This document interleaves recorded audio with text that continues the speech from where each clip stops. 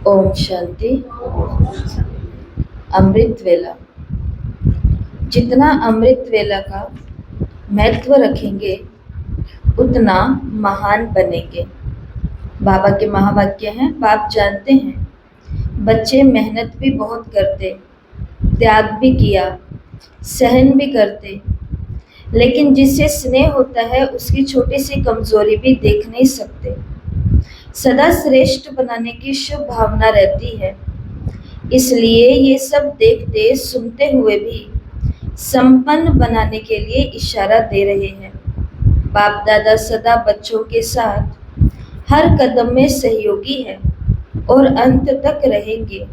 बाप को किसी के प्रति घृणा नहीं होती, सदैव अपकारी के लिए भी शुभ चिंतक है, इसलिए सदा सहयोग लेते चलते चलो। अमृत वेले का महत्व जान बाप द्वारा वरदान लेते रहो। हर एक बच्चे के साथ सर्व स्वरूपों से, सर्व संबंधों से बाप दादा का सदा हाथ और साथ है। अभी ड्रामानुसार समय मिला है, ध्यान से सुनना और नोट भी कर लेना। अभी ड्रामानुसार समय मिला है, ये अपना लक समझ समय का लाभ उठाओ। अपना भाग्य समझो कि हम संगम के अमृत वेले में हैं, संगम रूपी अमृत वेले में हैं, और उस संगम रूपी अमृत वेले के भी अमृत वेले में हम जाग सकते हैं। हम इतने बीमार नहीं हैं, हम इतने व्यस्त भी नहीं हैं, हम इतने उलझे हुए भी नहीं हैं कि हम सुबह उठ करके प्रभु मिलन ना बना सके। लेकिन अमृत वेले की महानता को हम कम कैसे कर देते हैं? सिर्फ एक तुच्छ सी नींद के कारण। जो नींद हम कभी भी खींच सकते हैं, ऐसा ही है ना। सिर्फ उस नींद और वो आलस जो एक विकार है, वो अलबेलापन के 5 मिनट बाद उठती हूँ, इस छोटी सी और चीज के कारण हम समय का लाभ नहीं उठा पाते ना। इसलिए बाबा ने कहा ये अपना लक्ष्य समझ समय का लाभ उठाओ। विनाश की घड़ी के कांटे आप हो, आपका संपन्न होना समय का संपन्न होना है। इसलिए सदा स्वचिंतक और स्वदर्शन चक्रधारी बनो। अमृत वेले वरदान का समय है, जितना अमृत वेले का महत्व रखेंगे उतना महान बनेंगे। ठीक है, जो महत्व रखेगा वो महान बनेगा, जो महत्व नहीं रखेगा, पूरा दिन सहन भी बहुत कर रहे हैं, त्याग भी बहुत कर रहे हैं, मेहनत भी बहुत कर रहे हैं, लेकिन फिर भी पता नहीं महान आत्माओं की लिस्ट में नहीं आ रहे हैं। तो बाबा ने वो कमी बताई कि ये तो सब है और बहुत अच्छा है, और ऐसा नहीं अगर हम अमृत वेला नहीं करेंगे तो बाबा को हमारे प्रति कोई घृणा हो जाएगी, ऐसा भी नहीं है। वो घृणा और द्वेष और इन सब से ऊपर है, प्योर है ना, वो सदा शिव है वो। लेकिन शुभ चिंतक है कि अब इस समय को जानो, इसका महत्व रखो। बाबा से वरदान लेने का समय है, स्वचिंतन करने का समय है, स्वदर्शन चक्रधारी बनने का समय है अमृत वेला। तो फिर क्या बन जाएंगे? जो महत्व रखेगा वो महान बनेगा।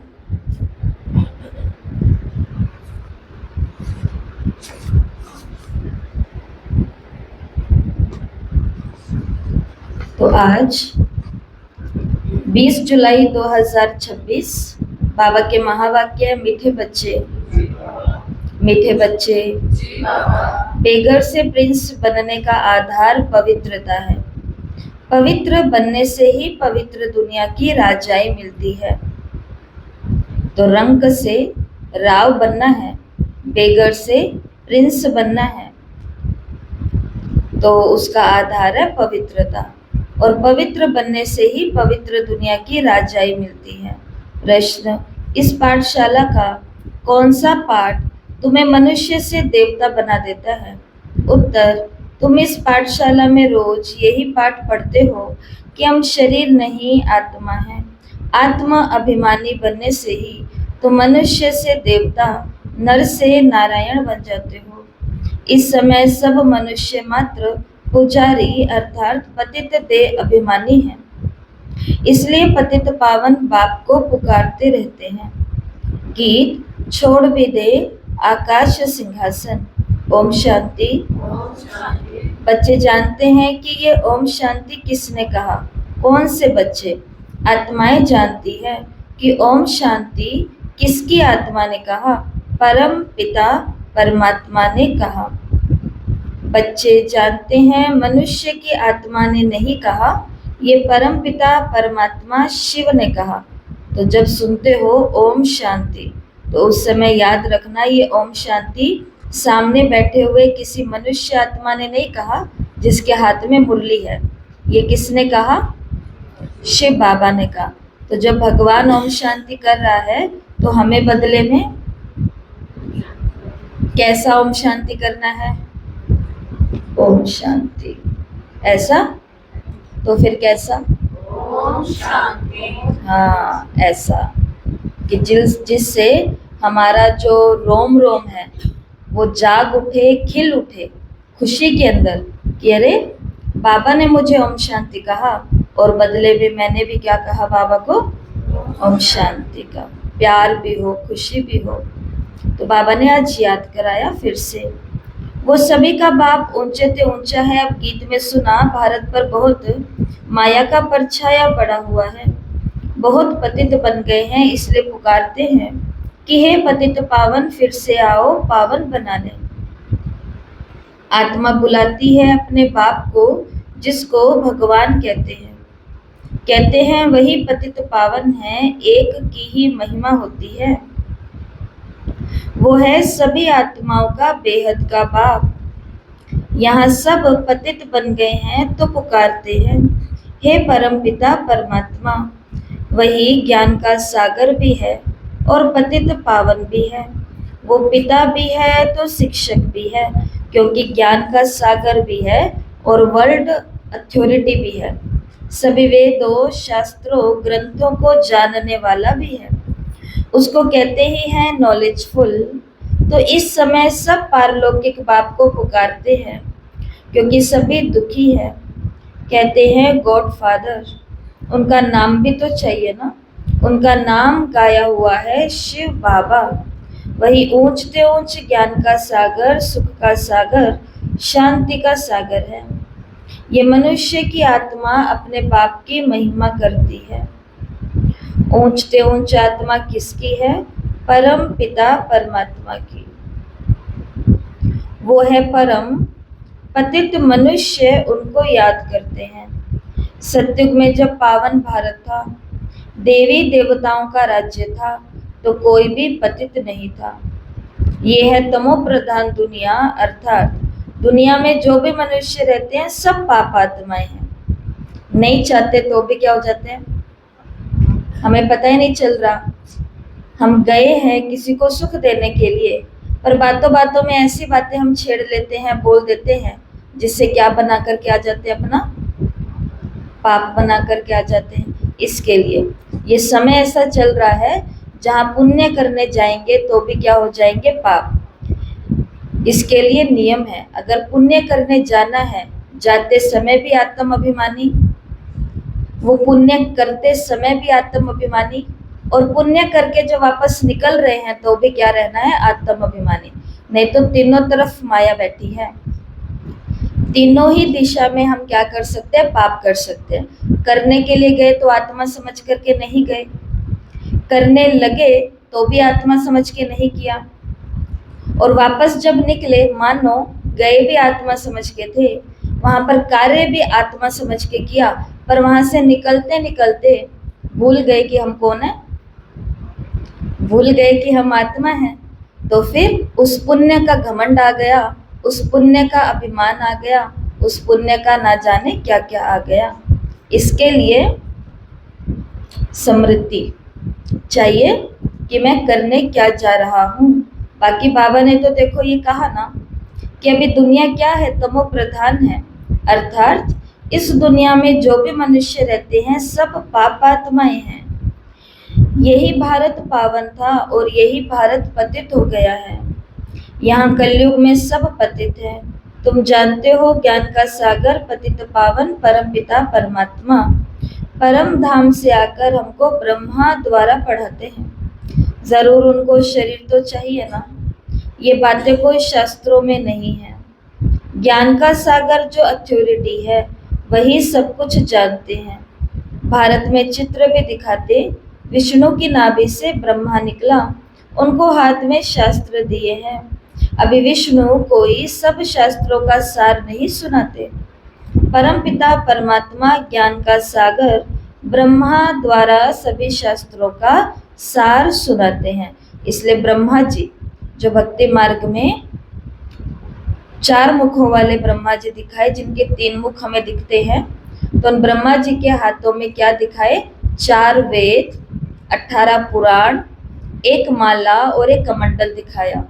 तो बाबा ने कहा वो कौन सा समय का यादगार है? इसी समय कि ब्रह्मा के द्वारा शिव बाबा सबको वरदान भी दे रहे हैं, सबको माला में पिरोने लायक भी बना रहे हैं, सबको वेदों और शास्त्रों, पुराणों, उपनिषदों सबका सार भी सुना रहे हैं। किसके द्वारा? ब्रह्मा के द्वारा।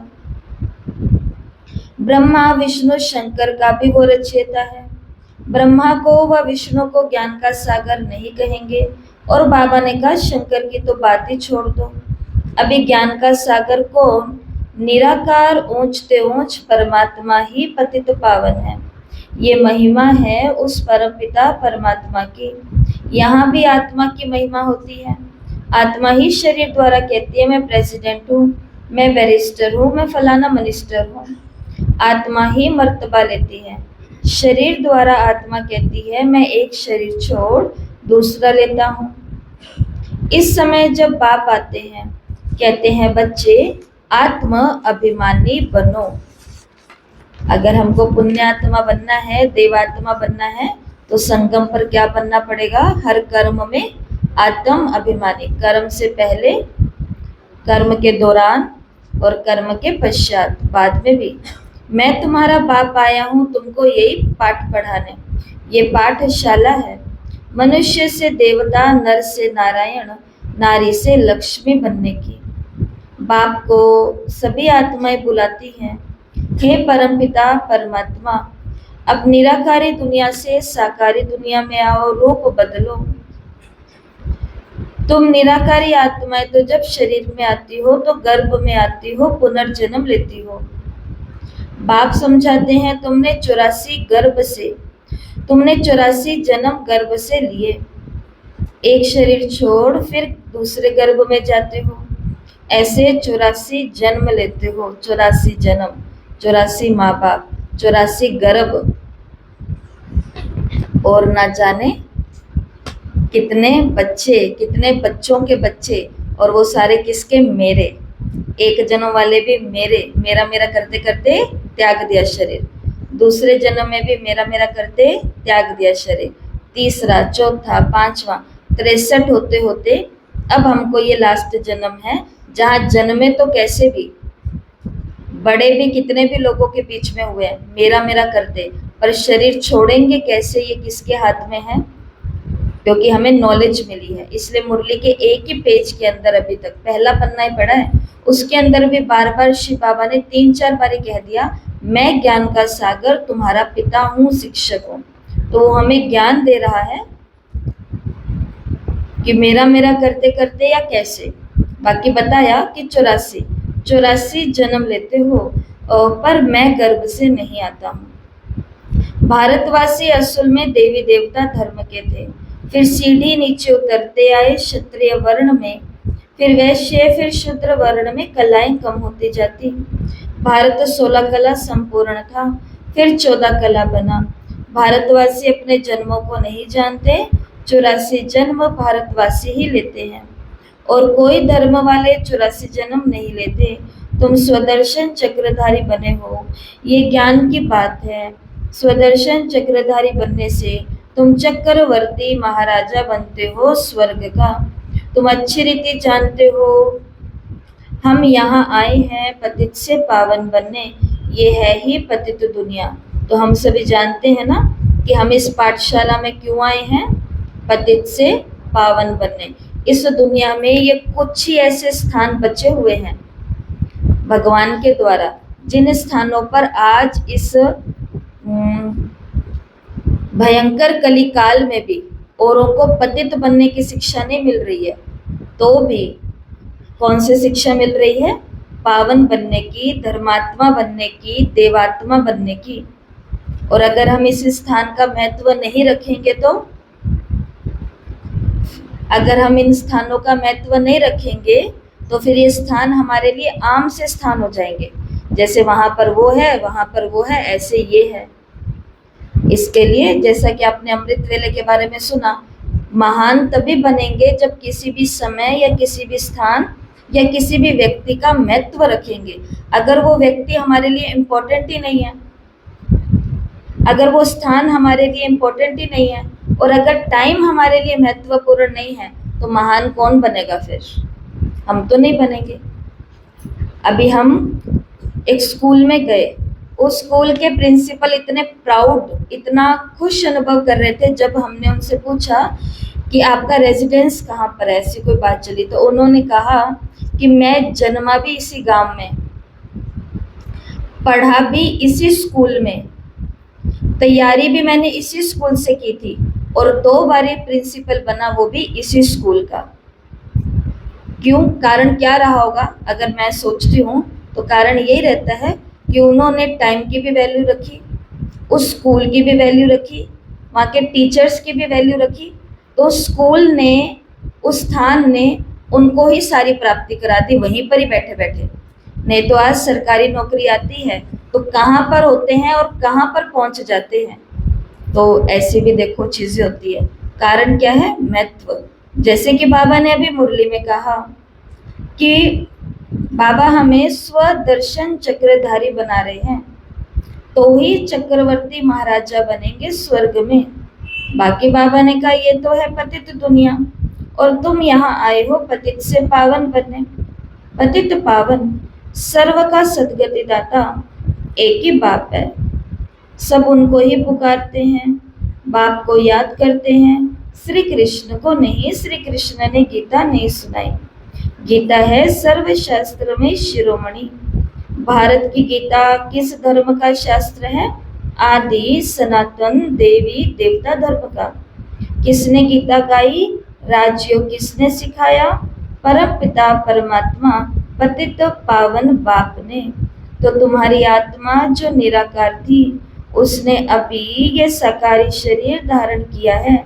साकार मनुष्य को कभी भगवान नहीं कहेंगे, पर सत्युग में लक्ष्मी नारायण है तो भी भगवान नहीं कहेंगे।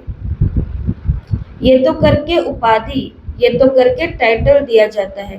कायदे अनुसार भगवान एक ही है, क्रिएटर इज वन, रचयिता एक ही है, बाकी तो सब है देवताएं। 5000 वर्ष की बात है, इन लक्ष्मी नारायण का राज्य था, इनको महाराजा महारानी कहा जाता था। भगवान महाराजा नहीं बनते हैं, वो तो बाप है ही जो आकर के भारतवासियों को ऐसा देवी देवता बनाते। बाबा ने कहा अभी तो देवी देवता धर्म का कोई भी नहीं है। इसको कहा जाता है रावण संप्रदाय, क्योंकि रावण राज्य है। रावण को वर्ष वर्ष जलाते रहते, क्योंकि ये पुराना दुश्मन है, परंतु इनको भारतवासी जानते नहीं। तो वास्तव में रावण भी कोई मेल या फीमेल नहीं है। रावण क्या है? विकृतियां, त्रुटियां, हमारे अंदर की कमियां, विकार, कमजोरियां।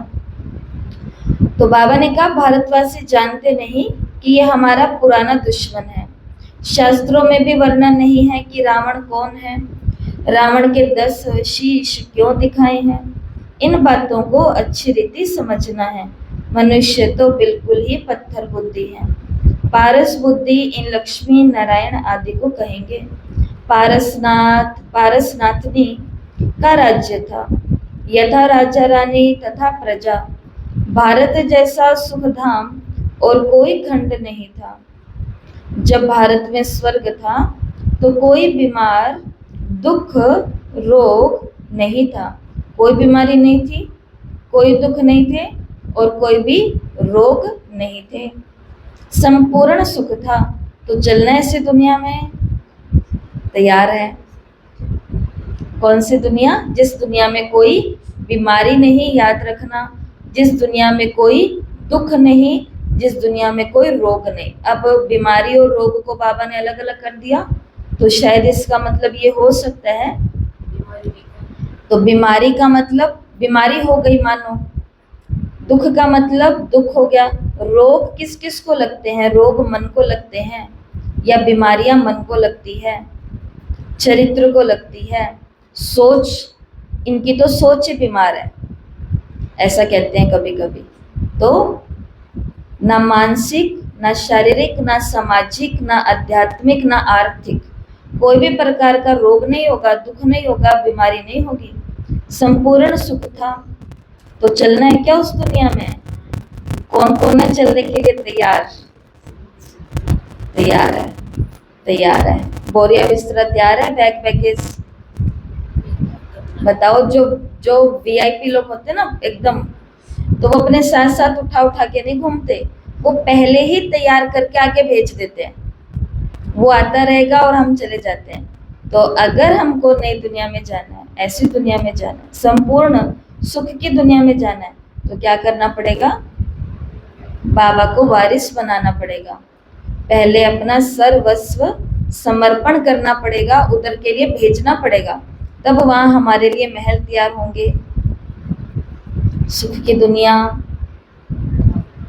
एडवांस गाया जाता है, ईश्वर की महिमा अपरंपार है, वैसे भारत की महिमा भी अपरंपार है।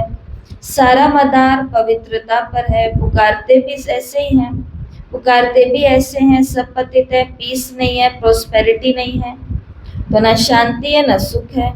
अभी तुमने समझा है, हम भारतवासी सूर्यवंशी देवी देवता थे, फिर धीरे धीरे पतित बने। इसको कहा जाता है मृत्यु लोक, इनको आग लगनी है। ये है शिव ज्ञान यज्ञ, रुद्र ज्ञान यज्ञ भी कहते हैं। मनुष्य नाम तो बहुत रख देते हैं, जहां भी शिव की मूर्ति दिखते हैं तो अनेक भिन्न भिन्न नाम रख देते हैं, एक के ही अनेक मंदिर बनाते हैं। तो बाप बैठ समझाते हैं ज्ञान भक्ति वैराग्य। अभी भक्ति पूरी होती है, तुमको भक्ति से वैराग्य आता है, अर्थात इस पुरानी दुनिया से वैराग्य है। ये पुरानी दुनिया विनाश होनी है। बच्चे पूछते हैं बाबा हम पतित से पावन कैसे बने? कई नए आते हैं तो अलाउ नहीं किया जाता। जैसे कॉलेज में कोई नया जाकर के बैठे तो कुछ भी समझ न सके और किसको पता ही नहीं मनुष्य से देवता कैसे बन रहे हैं। मनुष्य जो पतित है वही पावन बनते हैं। इस समय भारत भी बेघर है। सतयुग में भारत प्रिंस था, तो भारत अभी कंगाल रंक बन चुका है। और सतयुग में भारत क्या था? प्रिंस, राव, राजा। श्री कृष्ण सतयुग का पहला नंबर प्रिंस था, उसमें सब गुण हैं। राज्य लक्ष्मी नारायण का ही कहेंगे। श्री कृष्ण तो प्रिंस था, राधे प्रिंसेस थी, तो श्री कृष्ण राजकुमार और श्री राधे राजकुमारी। और यही बड़े होकर के फिर इनका स्वयंवर होता है, विवाह होता है, और विवाह के बाद ये जब गद्दी पर बैठते हैं तो फिर नाम पड़ता है महाराजा श्री नारायण और महारानी श्री लक्ष्मी। तो बाबा ने कहा वो तो प्रिंस और प्रिंसेस है। श्री कृष्ण प्रिंस की ही महिमा गाई जाती है, सर्वगुण संपन्न 16 कला संपूर्ण। उसने कोई गीता नहीं सुनाई, वो तो सतयुग का प्रिंस था। वो पतित मनुष्यों को पावन बनाने के लिए गीता पाठ सुनाए, ये हो नहीं सकता। ये सब शास्त्र हैं भक्ति मार्ग के। कितनी शास्त्रों की महिमा है। सतयुग में कोई शास्त्र चित्र आदि भक्ति मार्ग के होते नहीं। वहां तो ज्ञान की प्रारब्ध होती है 21 जन्मों के लिए। फिर से सतयुग का राज्य भाग्य ले रहे हैं। भारतवासी सतयुग में 5000 वर्ष पहले विश्व के मालिक थे और कोई भी पार्टीशन आदि नहीं था। 5000 वर्ष की बात है। अभी तो कलयुग का अंत है, विनाश सामने खड़ा है। भगवान ने ये यज्ञ ज्ञान यज्ञ रचा है। पतित कलयुग को पावन सतयुग बनाने तो जरूर पतित दुनिया का विनाश तो होगा।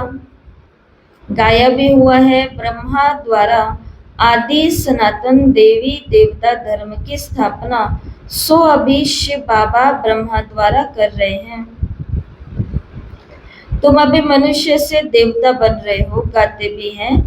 परमपिता परमात्मा ब्रह्मा द्वारा स्थापना कराते हैं। तो वो हुआ प्रजापिता, उनकी सब औलाद है। बरोबर ब्रह्मा द्वारा ही स्वर्ग की स्थापना हुई थी। बाबा ने कहा, आज से 5000 वर्ष पहले भी मैं संगम पर आया था तुमको ये राजयोग सिखाने। श्री कृष्ण नहीं, मैं आया था। श्री कृष्ण पतित दुनिया में आ नहीं सकता, बाप ही आते हैं और वही सर्व का सदगति दाता है। मनुष्य मनुष्य को सदगति नहीं दे सकते। याद भी सभी एक को ही करते हैं। परमपिता परमात्मा कहाँ रहते हैं? तुम बच्चे जानते हो कहाँ रहते हैं परमपिता परमात्मा? परम धाम में। मैंने पूछा परमपिता परमात्मा कहाँ रहते हैं, तो उन्होंने इशारा किया, कहाँ रहते हैं? परम धाम में। तुम बच्चे जानते हो परम धाम में रहते हैं। वो है ब्रह्म महतत्व। और वो परम धाम किससे बना हुआ है? जिस तत्व से बना हुआ है वो ब्रह्म महतत्व है, प्रकाश का। वहाँ आत्माएं पवित्र जैसे महान आत्माएं हैं, महात्माएं हैं। यहाँ भी महान आत्मा पतित आत्मा कहते हैं ना, वास्तव में यहाँ महान आत्मा बाबा ने कहा एक भी नहीं है। आत्मा को ही पावन सतो प्रधान बनना है, ज्ञान और योग से, ना कि पानी से। आत्मा ही पतित बनी है, आत्मा में ही खाद पड़ती है, आत्मा ही गोल्डन सिल्वर कॉपर आयरन बनती है। अभी आत्माएं जो पतित हैं उनको पावन कौन बनाए? सिवाय परमपिता परमात्मा के और कोई बना न सके। बाप भी बैठ समझाते हैं, मामेकम याद करो तो तुम्हारे पाप भस्म हो जाएंगे। जितना याद करेंगे उतना पतित से पावन बनेंगे। मेहनत इसमें है। ज्ञान तो सारा बुद्धि में है। कोर्स तो एक बार ही किया, ये तो कभी नहीं भूलेगा। इसमें मेहनत नहीं है। मेहनत किसमें है? याद में। ये चक्र कैसे फिरता है? हम 84 चक्र कैसे लेते हैं? 84 का जन्म। सत्युग में कितना समय राज्य चलता है? फिर रावण कैसे आता है? रावण कौन है? ये भी किसी को पता नहीं। कब से रावण को जलाते आए ये भी किसी को पता नहीं। हर वर्ष जलाते हैं। सत्युग में तो नहीं जलाएंगे। अभी है ही रावण राज्य। राम राज्य को तो कोई स्थापन नहीं कर सकता। ये तो बाप का ही काम है। पतित मनुष्य तो कर नहीं सकते, वो तो सब विनाश हो जाएंगे। पतित दुनिया का विनाश होना ही है। सत्युग में एक भी ऐसे नहीं कहेंगे कि हे पतित पावन आओ। माना सत्युग में कोई भी भगवान को ना याद करेगा ना इनवाइट करेगा। इनवाइट कहाँ कर रहे हैं? यहाँ आओ बाबा, मेरे साथी, मेरी, क्योंकि यहाँ हमें मदद चाहिए इसलिए उसको पुकार रहे हैं। और पुरुषार्थ करके हम ऐसी दुनिया में जाएंगे जिस दुनिया में हमें मदद की आवश्यकता नहीं होगी ना। तो बाबा ने कहा वहाँ कोई ऐसे नहीं कहते कि हे पतित पावन आओ, वो तो पावन दुनिया है। तुम अभी जानते हो इन लक्ष्मी नारायण को। ऐसा स्वर्ग का मालिक किसने बनाया? फिर 84 जन्म इन्होंने कैसे लिए? आदि सनातन देवी देवता धर्म वालों ने ही 84 जन्म लिए। तो 84 जन्म कैसे लिए? बताओ 84 जन्म कैसे लिए? जब आत्मा सोने की थी तो सत्युग में, आत्मा की क्वालिटी गिरी तो त्रेता में चांदी, आत्मा की क्वालिटी और कम हुई तांबे के समान तो कहाँ पहुंच गई? द्वापर में। फिर जैसे जैसे आत्मा विकारी बनती है, उम्र कम होती है, जन्म बढ़ने शुरू हो जाते हैं। तो फिर कहाँ पहुंच गई आत्मा? काली होकर के कलयुग में, अर्थात लोहे के समान बन गई। शिव बाबा ने कहा कि देवी देवता धर्म वाले 84 जन्म लेते हैं और वही इस समय शूद्र वंशी बने हैं, अब फिर ब्राह्मण वंशी बनते हैं। तो इसके लिए चौथा सब्जेक्ट बाबा ने रखा है, ज्ञान, योग, धारणा, और चौथा सब्जेक्ट कौन सा है? सेवा। जब मुझे ज्ञान आ गया, योग भी समझ में आ गया, योगी भी बन गए, धारणाएं भी ऊंची हो गई, तो फिर वहां चौथा सब्जेक्ट हम यूज करते हैं और वो है सेवा। क्यों? क्योंकि हमारे देवकुल के कई सारे भाई बहने, कई सारी आत्माएं अभी भी शूद्र वंश के अंदर पड़े हैं, तो वहां तक पहुंचना और उनको ब्राह्मण वंशी बनाना, इसके लिए सेवा रखी गई है। बाकी हमारा कल्याण तो 3 में भी हो जाएगा, पर चौथा इसलिए है ताकि हमारा वहाँ परिवार अच्छा बनेगा, अच्छों की सेवा करेंगे, उन्हें बाबा का अच्छा बच्चा बनाएंगे, तो आगे चल करके हम किनके परिवार और वो किनके परिवारों में आने वाले हैं? हमारे ही। तो ये तो सेवा से भाग्य, तरक्की सब कुछ है। और वही फिर क्या बनते हैं? ब्राह्मण वंशी बनते हैं। अभी तुम ब्राह्मण चोटी हो, ये है ऊंचते ऊंच चोटी, ब्रह्मा मुख वंशावली, ब्राह्मण कुलभूषण। अभी तुम शिव बाबा के बच्चे भी हो, पोत्रे और पोत्रियां भी हो, शिववंशी, और फिर ब्रह्मा कुमार कुमारियां हो। वर्षा मिलता है दादे से, बाप कहते हैं मुझे निरंतर याद करो, पावन बनो तो तुम मेरे पास मुक्ति धाम में आ जाएंगे। इन बातों को समझेंगे वही जिन्होंने कल्प पहले समझा है, वो तो हजारों हैं। कोई पूछते हैं कितने बिके हैं, बोलो हजारों की अंदाज में है, मुरलियां बहुत पहले की हैं। अब कोई पूछे कितने बिके हैं, तो क्या बोलेंगे? लाखों लाखों। जो रेगुलर स्टूडेंट है, ये कोई जो रेगुलर नहीं है, जैसे ऑनलाइन वाले होते हैं या कहाँ से होते हैं, उनकी बात नहीं।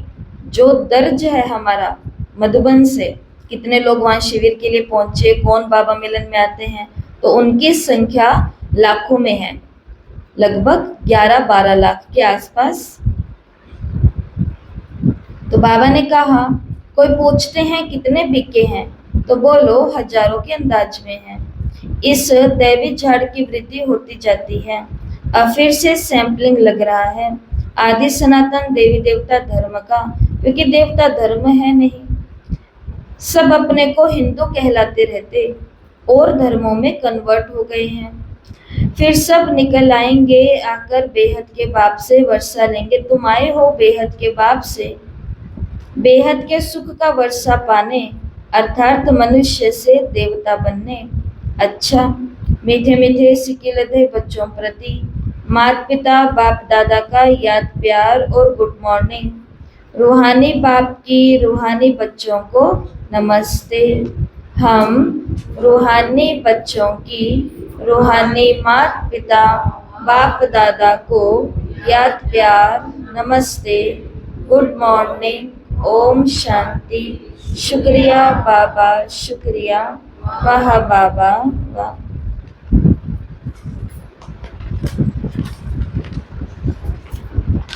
तो क्या सुना आज मुरली में?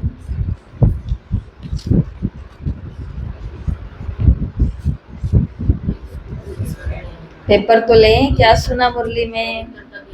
कल हमने पूछा किसी से क्या सुना मुरली में, तो कहते बहुत अच्छा सुनाया दीदी, आपने बहुत अच्छा सुनाया। तो बाबा ने क्या सुनाया मुरली में? बेगन टू प्रिंस बनोगे किस आधार पर? प्योरिटी। और प्योरिटी का मतलब सिर्फ ब्रह्मचर्य नहीं है, मन वचन कर्म संबंध संपर्क खान पान सब कुछ मिला करके पवित्र। और नारी से लक्ष्मी बनोगे। ऐसी दुनिया में कोई दुख बीमारी परेशानी कोई रोग कुछ भी नहीं है। बाबा विश्व में से तो स्वदर्शन चक्र पाठशाला में क्यों आए? भूल नहीं जाना, आते जाते आते जाते आते जाते पतित से पावन बनने आए हैं। हाँ, तो ही महान बन पाएंगे और कोई महान कर्म कर पाएंगे।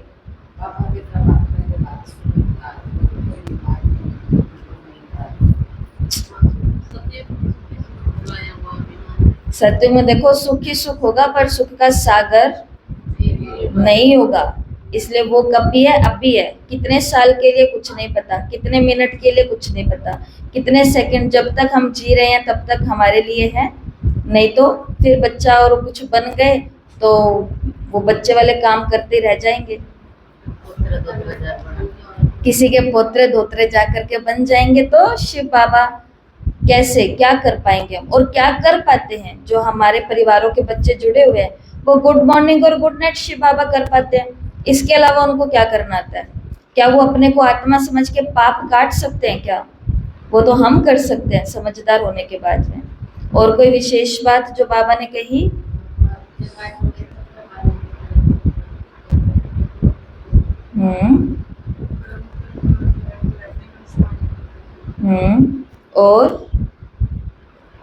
और हाँ, संगम पर है, ठीक है। और जो वो इस पतित दुनिया में नहीं आ सकते, गीता का ज्ञानदाता निराकार शिव परम पिता परमात्मा है, जिसको सभी धर्म वाले कहते हैं क्रिएटर इज वन, रचयिता एक है, मालिक एक है, ऊपर वाला एक है। और इस मुरली के अंदर बाबा ने आज हमको ये भी सीख दी है कि हमारे देवकुल की आत्माएं कहाँ पर है। जैसे हम शूद्र वंश में थे तो हमें निमित्त बने, तो हमें ब्राह्मण वंश में बाबा लेकर के आया। इसी प्रकार से हमें भी कईयों के जीवन को उस शूद्रता से इस छोटी अर्थात ब्राह्मण जीवन में लाने के लिए निमित्त बना है। शूद्र मतलब पांव और ब्राह्मण मतलब चोटी, वो बिल्कुल नीचे और ये बिल्कुल ऊपर। सोच, कर्तव्य, तो जलाएंगे भी नहीं सकते। हाँ, यहाँ तो रावण है, रावण का राज्य है। सुनते हैं बाबा के धारणा के लिए मुख्य सार। पहला, पतित से पावन बनने के लिए ज्ञान और योग में मजबूत होना है। आत्मा में जो खाद पड़ी है उसे याद की मेहनत से निकालना है। दूसरा, हम ब्रह्मा मुख वंशावली ब्राह्मण चोटी हैं, इस नशे में रहना है। ब्राह्मण ही वर्षे के अधिकारी हैं क्योंकि शिव बाबा के पुत्र हैं, क्योंकि शिव बाबा के पुत्र हैं, तो वर्षे के अधिकारी ब्राह्मण ही हैं। आज का वरदान, अपनी पावरफुल वृत्ति द्वारा पतित वायुमंडल को परिवर्तन करने वाले मास्टर पतित पावनी भव। अपनी पावरफुल वृत्ति द्वारा पतित वायुमंडल को परिवर्तन करने वाले मास्टर पतित पावनी भव।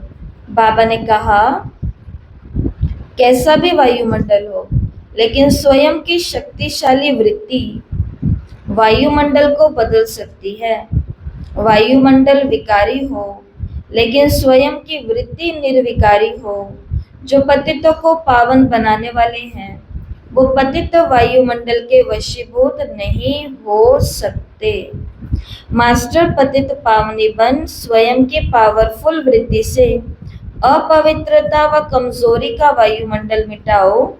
उसका वर्णन कर वायुमंडल बनाओ नहीं। कमजोर और पतित वायुमंडल का वर्णन करना भी पाप है। आज बाबा ने इसको कौन सी लिस्ट में लाया? हमें लगता है हम तो बस बात ही तो कर रहे थे, अब क्या बात करना भी गुनाह हो गया? बाबा ने कहा, अगर हमने वायुमंडल को कमजोर और अपवित्र बनाने का वर्णन भी किया, चर्चा भी किया, बोला भी, तो भी ये क्या बन जाता है? पाप। इसके लिए जो कर रहा है वो भरेगा। हमको कोई भी वर्णन करने की या ज्यादा वायुमंडल को कमजोर और अपवित्र बनाने की आवश्यकता नहीं है, क्योंकि हम पाप आत्मा तो नहीं है ना, हम तो पुण्य आत्मा है। इसलिए लेट गो, छोड़ते चलो, बढ़ते चलो। बल्कि इसके विपरीत हमें कौन सा काम करना है? अपनी पावरफुल शक्तिशाली वृत्ति से उस कमजोर और अपवित्र वायुमंडल को चेंज करना है, परिवर्तन करना है। स्लोगन है, अब धरनी में परमात्म पहचान का बीज डालो तो प्रत्यक्षता होगी। अब धरनी में परमात्म पहचान का बीज डालो तो प्रत्यक्षता होगी। और ज्वालामुखी स्थिति में रह शक्तिशाली याद का अनुभव करने के लिए आज के अव्यक्त इशारे हैं। बाबा ने कहा योग माना शांति की शक्ति। ये शांति की शक्ति बहुत सहज, स्वयं को और दूसरों को परिवर्तन करती है। इससे व्यक्ति भी बदल जाएंगे तो प्रकृति भी बदल जाएगी। व्यक्तियों को तो मुख का कोर्स करा लेते हो, लेकिन प्रकृति को बदलने के लिए शांति की शक्ति अर्थात योग बल ही चाहिए। योग में जब और सब संकल्प समाप्त हो जाते हैं, एक ही संकल्प रहता है, बाप और मैं, और इसे ही पावरफुल योग कहते हैं। बाप के मिलन की अनुभूति के सिवाय और कोई संकल्प, बाप की अनुभूति के सिवाय और सब संकल्प समा जाएं, तब कहेंगे ज्वाला रूप की याद जिससे परिवर्तन होगा। देखो बाबा ने क्या कहा कि व्यक्तियों को तो मुख के कोर्स से बदलने की सेवा कर देंगे, प्रकृति को कैसे बदलेंगे? प्रकृति को कैसे अपना सहयोगी बनाएंगे? बाबा ने कहा लास्ट में प्रकृति उफान खाएगी, पानी की एक लहर आएगी और वो सबको अपने अंदर समा लेगी। और उसी समय एक योगी होगा, वो अपना पैर रखेगा, उसको निकलने का स्थान चाहिए वहां से वहां तक पहुंचने के लिए, और पानी उसे क्या दे देगा? जगह दे देगा। एक ही साथ में दो चीजें चल रही होंगी। कहाँ पर? धरती फट रही होगी और योगी जहां बैठा होगा, रह रहा होगा, वहां पर उसका बाल भी बांका उस स्थान का, पड़ोस वाला घर भी चला जाएगा, अड़ोस वाला घर भी चला जाएगा, पर बीच में जहां योगी है और योगी भी जिस कमरे में है मान लो, वो वाला स्थान ठहर जाएगा। तो प्रकृति को अगर ऐसा हमको बनाना है तो उसके लिए शांति की शक्ति अर्थात मैं और मेरा बाबा, इस वाले योग में जब हम होते हैं ना, उस समय कौन परिवर्तन हो रही होती है? प्रकृति। पता नहीं चलता हमें, पर ये कार्य हो रहा होता है। ठीक है। और आज का सभी स्वमान लिखना, मैं मास्टर पतित पावनी हूँ, मैं आत्मा मास्टर पतित पावनी हूँ। और याद रखना, वायुमंडल मुझे नहीं प्रभावित कर सकता। शादी में गए क्या करें, ऐसा करना पड़ता है, वहां गए क्या करें, ऐसा करना पड़ता है। वायुमंडल का प्रभाव हमारे ऊपर नहीं, हमारा प्रभाव वायुमंडल के ऊपर पड़े, ऐसी स्ट्रॉन्ग वृत्ति होनी चाहिए। ओम शांति।